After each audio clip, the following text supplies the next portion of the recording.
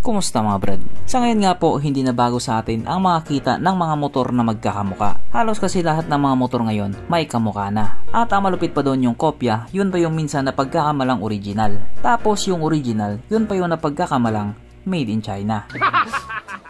Noong nilabas nga po ni Euro Motors ang kanilang Samurai 155, akala nga po ng mga tao, isa lamang itong pipitsuging copycat. Sabi kasi nila iba pa rin talaga ang original. Yung mga copycat daw o yung mga gaya-gaya, basura.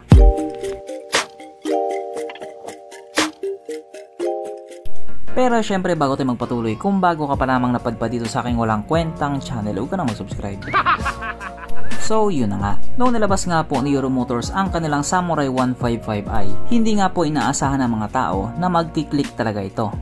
Oo, click talaga ito. Ayon kasi doon sa mga taong nakabili, matibay din daw talaga. Kayang makipagsabayan doon sa mga leading brand or yung tinatawag nga po ng iilan na branded kuno. Base nga po sa itsura niya, hindi po natin may pagkakaila na Honda Click 160 talaga siya. Kaso lang ko ikukumpara naman natin doon sa mga bagong labas na color scheme ni Honda Click 160 or ni Honda Philippines I mean. Di hamak na mas gwapo daw itong Euro Samurai 155i.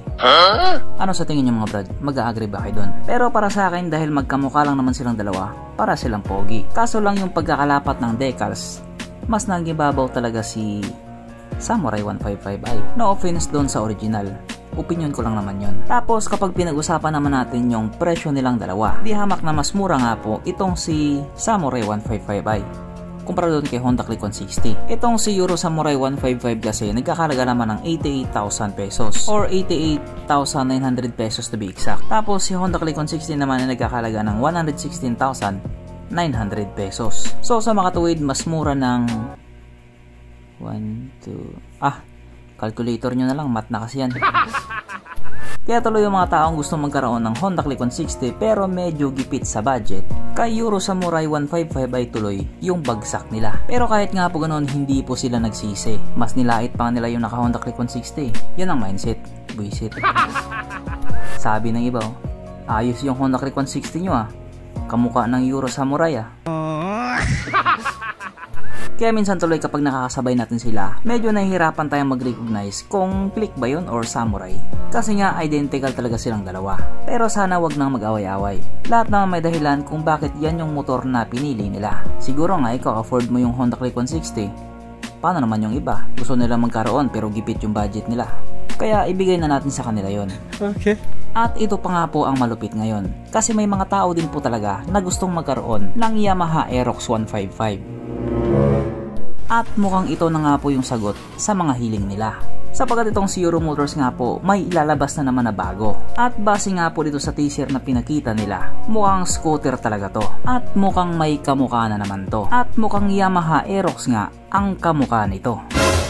Kung titignan po kasi natin dito sa may harapang bahagi, kapag tinanggal na yung kumot na pangontra sa pusa, mukhang hawig na hawig niya talaga itong motor na ito. Na kung titignan nga po natin, Aerox na Aerox talaga. Pero ang pangalan nga po dito sa motor na ito ay Jining or Chening Motor Griffin 180i. Na obvious nga po, isang made in China. China. At kapag nakatigilid naman siya tapos tinanggal na naman ulit yung kumot na pangontra sa pusa, kamukhang kamukha na naman niya itong motor na ito.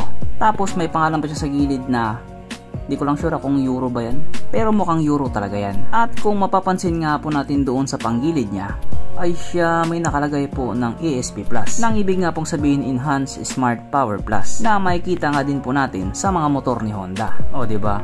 Parang chapsuy na siya. Pero ang pinaka mapapansin mo nga po dito sa motor na ito, yung pagkakabuild niya o yung pagkakabuild sa kanya. Hindi mo talaga masasabi na pipitsugin siya. Kasi nga para talaga siyang Yamaha Aerox. Kaya para doon sa mga taong gustong magkaroon ng Aerox tapos medyo tagilid sa budget, mukhang ito na talaga yung motor na para sa inyo. Pero hanggat hindi nila sinasabi yung budget, wag muna kayong magsaya. Baka kasi modlot, yung saya mapalitan ng lungkot. Nakalagay kasi doon sa pangalan niya, Griffin 180i. So 180cc siya. Pero syempre dahil alam naman po natin na pangmasa itong si Euro Motors, kaya kahit papano makakaasa ka. At dahil nga po ilalabas pa lamang nila ang motor na ito, wala po muna tayong bounce. Okay, bye.